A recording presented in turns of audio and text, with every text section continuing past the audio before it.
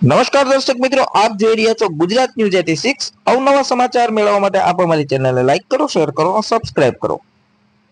આણંદના ઓળ શહેરમાં સારસા ડાકોર રોડ પર સીલી ચોકડીએ એમકે એવન્યુ પાસે જય હો ગ્રુપ સેવા કેન્દ્ર દ્વારા હોળીની પૂનમે ડાકોર જતા પદયાત્રી માટે સેવાકીય પ્રવૃત્તિ ચાલે છે।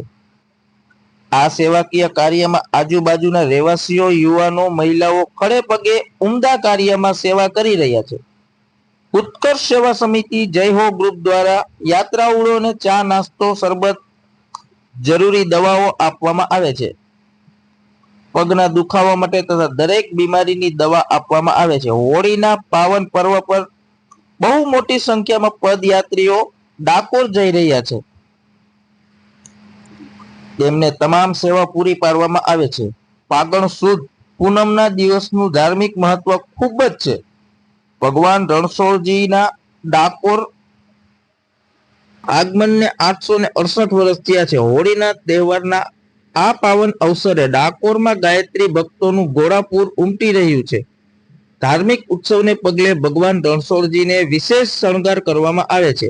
ડાકોરના ઠાકોરજી વિવિધ શણગાર વસ્ત્રો ધારણ કરે છે।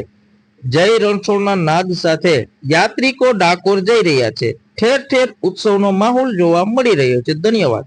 અહેવાલ દિલીપભાઈ એસ પટેલ, ઓળ, આણંદ।